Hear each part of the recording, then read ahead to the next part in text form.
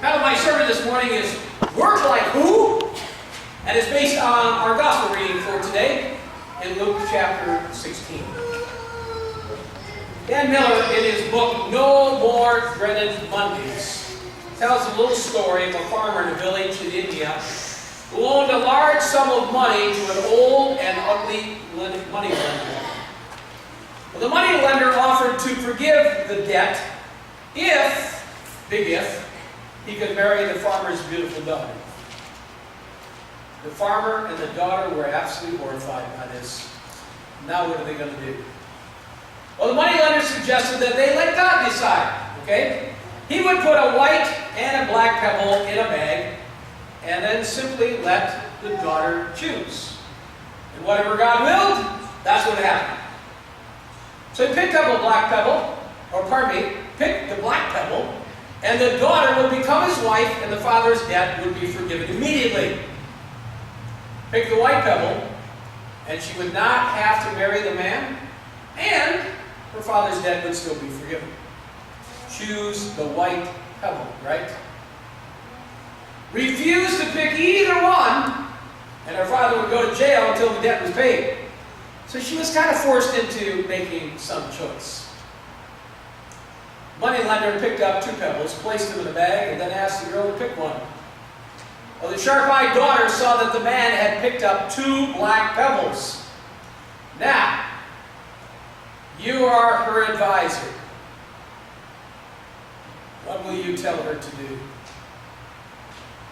You probably already surmised that there are really three possibilities, at least. The girl could refuse to take a pebble, but her father would go to jail. Of course, that was part of the deal. The girl could go ahead and pick one of the pebbles, all of which were black, sacrificing herself in order to save her father. Or the girl could pull out both black pebbles, expose the moneylender as a cheat, and likely incite his immediate wrath and vengeance. Here's what the girl did.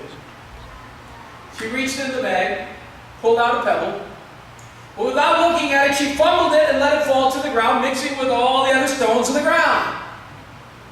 "Oh, how clumsy of me," she said. "But never mind, all you have to do is look in the bag and see the pebble that's left and know which one I dropped."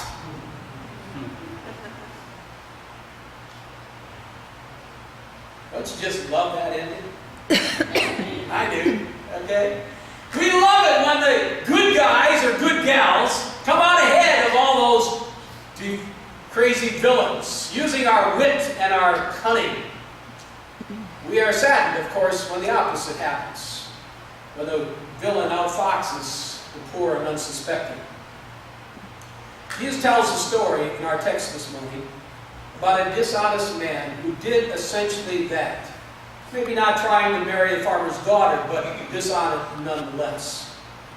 It goes like this.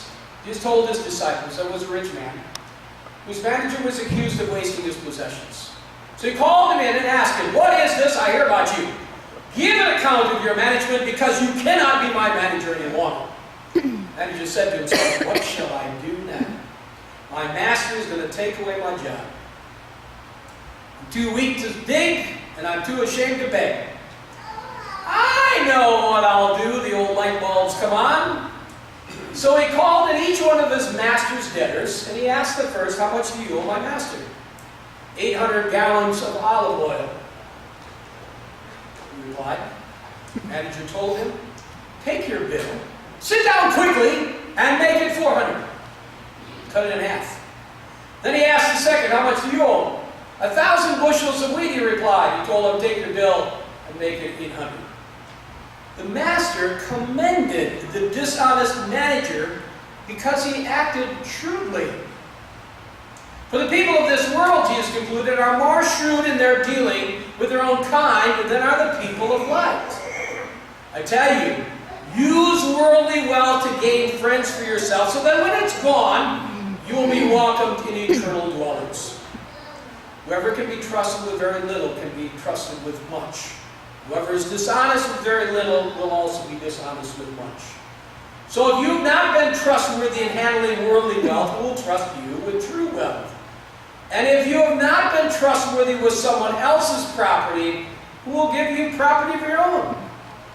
No servant can serve two masters. Either he will hate the one and love the other, or he'll be devoted to the one and despise the other. You cannot serve both God and money. Before we tackle this particular parable of Jesus, we need to form a basis for understanding parables. First and foremost, most parables of Jesus have but one point. Yeah, there are other kinds of details that seem to apply and so forth, but generally he's trying to make a point. What is the point? Well, that's what we look at. These stories are designed to give people to think outside the box, so to speak, to extend them or push their natural way of thinking. You see, we all get in the habit and routine of doing things the same way. You have put the same pants or leg in your pants this morning that you've been doing for years. Guys, we're creatures of habit, are we not? And because we are, we tend to get ourselves into ruts of doing things the same way. Now, putting your pants on with your right and left leg, it makes no difference, of course. But in other things, we get into a funk when it comes to getting in those ruts. Well, a guy had been caught being loose with his boss's money, right? So the boss decided to give him a pink slip, we would say today, right? In Jesus' story, the boss doesn't fire the guy all at once, but gives him a little time, kind of like a 2-week notice, if you will. In corporate America today, we don't do 2-week notices when you're being laid off, or do they? No. You know why that doesn't happen anymore today? Because employees can do lasting damage to the company. And so the pink slip is coming down, and usually it's going to be delivered to your desk just about quitting time on Friday. And then you'll be instructed to collect your personal effects and march out the door with a security guard. Yeah, that's what happens. All because vengeance can turn on the company that you're being laid off from. Well, that's exactly what the man in our story did. He called in some customers who owed his boss some debts. One owed 900 gallons of olive oil. He said, make it 450. Another owed 1,000 bushels of wheat. Make it 800, he said. This unscrupulous manager was being dishonest. But notice what he was doing. He was also ensuring that he would have friends who would be indebted to him when he was out of work. I'm sure they would say, hey, you saved me whatever, whatever. Come and live with me a couple of weeks while you're looking for other employment. The next guy would say, hey, come and live with me for a month or so until you find other employment. You see, he was ensuring he would be taken care of even after he lost his job. We would say smart, right? Yeah, it's exactly what Jesus said. Now, Jesus said the man's boss praised him because he acted so shrewdly. Many people are really puzzled when they hear this conclusion of Jesus. They sometimes think that maybe Jesus is approving dishonesty and shady dealings. That's hardly the case, okay? Jesus never once instructs us to be ever dishonest. Jesus points to the fact that people of this world are more shrewd in life's dealings than are the children of light. Who are the children of light? We are, exactly. Let me say it again. People of this world, people who don't belong to Jesus, are more shrewd in life's dealings than are the children of light. Did you say that most Christians are naive? Yeah, that's exactly what he's saying. We're not cunning, we're not witty, we're not sharp. Jesus was not praising dishonesty, the man's ingenuity and initiative. The man took hold of his life and he worked himself out of a tight situation. Jesus has little sympathy for people who lazily expect God to do the things that they are perfectly capable of doing themselves. You know, God knows I need a sermon for next Sunday, right? So on Monday morning, I pray, Lord, just float a manuscript down from heaven and I'll read it come Sunday. How's that? You think that's ever going to happen? No, not so much. God knows that that would be absolute laziness for me. And so He's going to wants me to read. He wants me to study. He wants me to look this up and compare that and work all those angles and so forth. And then promises He will bless my efforts so that next Sunday I can stand before you with something workable. You see, nice people are good and well. The people, Jesus needs more than just nice people. He needs shrewd people, witty people, people sharp, able to be ingenious. There we go. Couldn't get that word out, you know? Sometimes it just don't work, all right? He needs people who will get out and make a difference in this world for Him. You know what happens in a lot of churches? They go through a life cycle. We're going through a life cycle. The later years of life cycle, okay? Right? We're on the dying side of that life cycle. And most churches will say, oh, well, you know, that's just the way things happen, you know. The last person leaves, you know, or dies, you know, turn the lights out, close the doors, we'll put it all up for sale. That's the easy way out, folks. How can we turn ourselves around from dying to growing again? That's the cunning, shrewd, difficult task that God puts in front of us today. You know the expression, work like the Dickens? Familiar with that expression? You maybe have used that a time or two and so forth. Well, the word Dickens is an Old English word that stands for the devil. It means to work like the devil. Let me ask you, Jesus is saying He needs people who go beyond nice and work like the devil to bring His kingdom into being. Now, when Jesus died on the cross and then rose again on Easter Sunday, did the devil put a for sale sign in the shop of hell? Did he say, oh, well, lost that battle, okay, might as well roll over and play dead? Is that what the devil did? Absolutely not. In fact, if anything, he intensified his efforts. He wants to take as many people to hell as possible. He didn't give up and play dead. He really got to work. Didn't he? He's working like the devil, folks. We are to be like that manager in Jesus' story, who is simply sold out to pursuing a goal. That's what Christ needs from us. He wants us to be sold out to righteousness, justice, love, and peace. Not some lazy Christianity that says, oh, well, I'll put my hour in on Sunday, I'm good to go for the week. Something that says, how can I make a difference in this world for Jesus? He needs people who are sold out to changing the world on His behalf. Jesus continues to teach, whoever can be trusted with very little can also be trusted with much. Whoever is dishonest with very little will also be dishonest with much. So if you have not been trustworthy in handling worldly wealth, who will trust you with your own riches? No servant can serve two masters. Either he will hate the one and love the other, or he will be devoted to one and despise the other. You cannot serve both God and money. The Pharisees who loved money heard all this and were sneering at Jesus. You know, Jesus had more to say about the handling of money and riches than really any other topic in Scripture. Do you know that? Those of you who went to my little class, what the Bible says about money, you probably recognize that. And Luke particularly identifies that more so than the other gospel writers. As Jesus teaches this, Luke tells us the Pharisees who loved money heard all this and were sneering at Jesus. Oh yeah, you talking about, you know, being cunning and shrewd?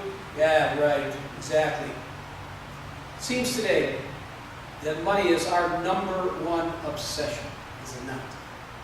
Everyone wants more money and will do just about anything to get it. Everyone wants more of what money can buy and even dreams of the day when money will not ever be an issue.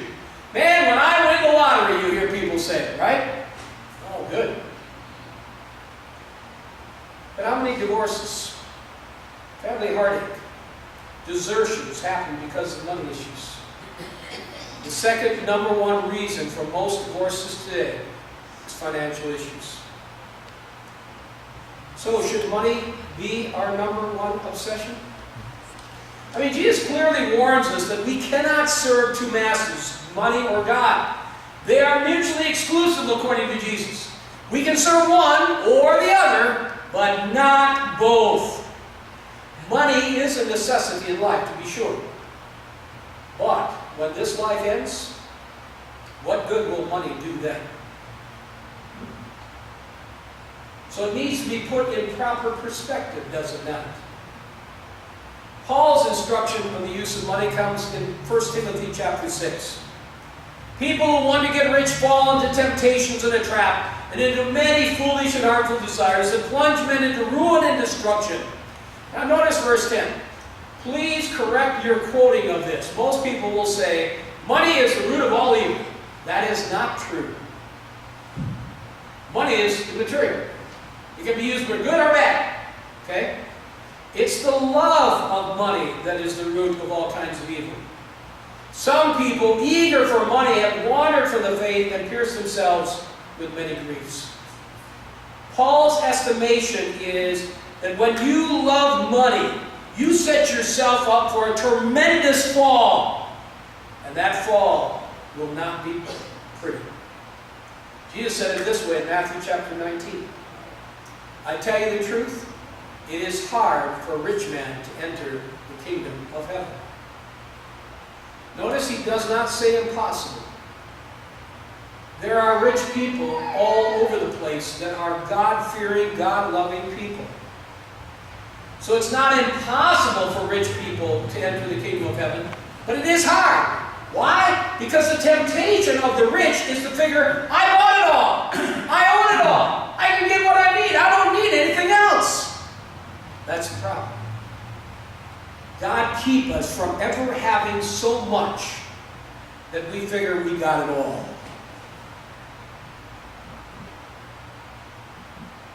So you really want to be rich? Having untold wealth and riches? Does it make sense to have a life of ease here only to sacrifice eternity? Not on your life. The next story in Luke chapter 16, believe it or not, is the rich man and Lazarus. And that'll be our study for next Sunday. Okay? Our Jesus served one master, his Father. And he did so to redeem us from mistakenly trying to serve two masters. You can't juggle two, folks. So give up trying. It just simply cannot be done. Serve only the true God.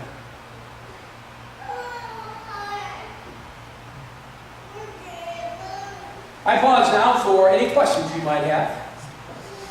Comments on what I just said, something that you didn't fully understand, or maybe a whole different topic entirely, which is fine too. Any questions? Go ahead, Mark. I was waiting. You waiting for me? Yeah, of course. This is a very tough concept to grasp. I mean, Okay. we all work every day. You can't survive without it. That's right. You know? That's right. Just because I get up every morning and go to work, that is my only goal. On way that I love it. Does that mean I love it? I don't know if I can answer that, whether you love money or not. You have to look in your own heart and see what's there. Okay? In church, you can't survive without it. Well, true, of course. Of course.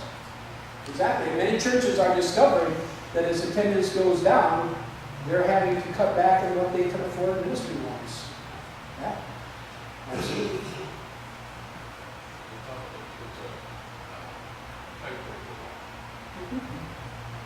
Jesus once said on another occasion, where your heart is, that's where your treasure will be. In other words, what he's saying, what's really important to you, what is center of your life, look in your heart. It's there. God needs to be in our hearts, the center of our lives. Do I need money to live? Absolutely. I got to pay my bills just like you. Okay? Car payments, house payments, utility bills, you name it. Lord knows I could probably cut back on my grocery bill a little bit, but that's a whole different story, okay? But nevertheless, we all need money to live on, right? Be as shrewd and witty as you possibly can with this world's wealth, Jesus is saying. Be as shrewd with that as you possibly can. Because you know one day it's going to happen? With this worldly wealth, won't help me a bit. Because I'll be 6 foot in the ground. And then, what really has been in my heart, my relationship to God, will carry me into eternity. Okay? Love it? Absolutely not. Should be dating long tomorrow, right? That's pretty fickle. When you think about it, our worldly wealth is pretty fickle. Right? I mean, what happened in 2008 when you were looking at your 401ks and all your stock market growth and value and so forth, and then boom! Right? In 2008, my condo was worth $130,000. You know what's worth today? I can get 90 for it, that'd be great. That's a phenomenal thing. And there's nothing I did different, or you, right? This world's wealth is fickle, folks. Don't lay your hopes for eternity on such fickleness as worldly wealth. Use it, be shrewd about it, be very cunning in how you go about your worldly dealings, but realize that one of these days it will end. And then, what's lived in your heart for all those years, your relationship with God through Jesus Christ, will carry you into eternity. Does that make it any more sense? You know, it puts some responsibility on us individually, doesn't it? I can't answer for you. How much did you spend for your cable bill? I can't answer that. You know? How much should you spend for your car? I do know that if a pastor, you know, if I were driving a Lincoln Continental or a big old Caddy, people would look a little strange at me, right? Why? These preachers ain't supposed to be driving those kind of vehicles, right? Yeah? Right? You know? Okay, fine. I don't want them anyway, so that's good news, right? But it's an individual stance before the Lord. I can't tell you how to spend your financial resources, nor you me. But we all are accountable to God. Because ultimately, you see, another maybe truth of this parable is that God places us as His managers to take care of all that He's given us. And one of these days, He's going to ask for accounting, just like in our story. Right? What? That may well be a parallel that we can make as well. I know I'm breaking my one rule, 1 point parable thing here, okay? But boy, does that make me stop and think. If God will one day ask me, whatever, about my financial dealings, how am I going to answer? How am I going to answer? You know, we talked about, giving to the church, okay? Do we see that as something we give in a gracious and thankful manner, or is it something we wait till the end of the month and say, well, there's $3 left, here you go, Lord. You know? There's a different attitude about how we approach what we give to the Lord, is there not? You see? If it's leftovers, or if it's out of the gratefulness in my heart for all that He's done for me. There's a difference. You know the first murder in the Bible was committed over an offering plate? Did you know that? Sure. Cain kills Abel. What was it over? Their offering to the Lord. Oh, they did say an offering plate, but that's what it was all about, right? First murder committed over an offering plate. How about that? Amazing, right? Any other questions? I've been rambling on here. Go ahead.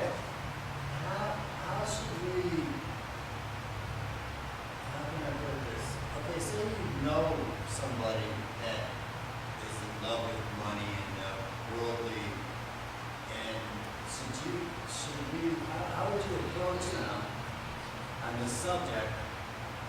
Or should you even bother approaching them when you got your own dealings? You know, I'm trying to put my money into perspective and my time and everything. What gives me the right to put somebody else on? Or how, see where I'm going with this question? I'm out of place. You know, it's like I know somebody that has all the money that they could ever want. Okay, but yet they flaunt it and they, you know, just like the rich people that can't get in. How can somebody like myself get through to them when I can't even get through to myself?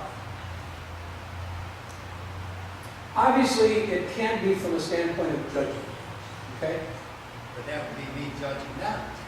All right, exactly. We're not here to judge other people. Right. Okay? We are here to ask people to start thinking about what really sustains their life. What will last in your life after we dig a hole and put your body there? What in your life will go beyond the grave? Your cars, your money, your riches, your house, somebody else will get that. Right?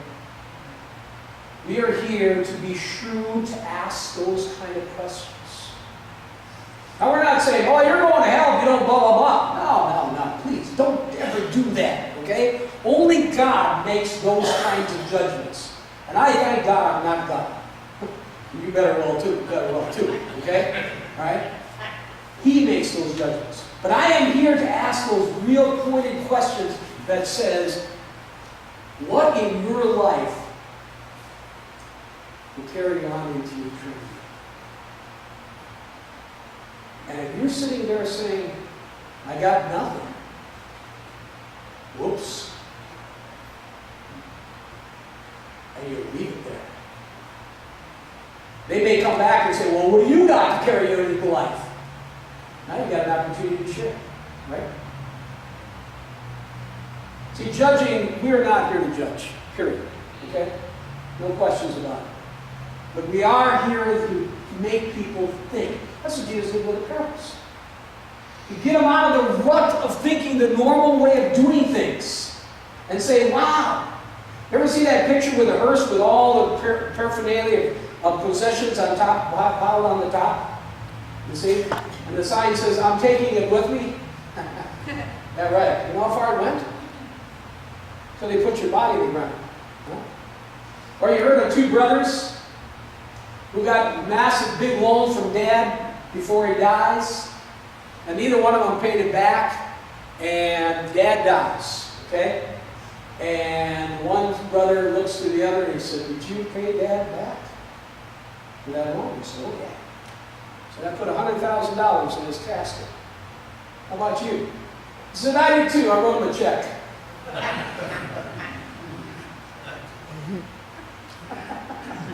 Old joke.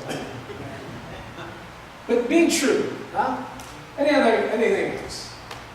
Please. Ed?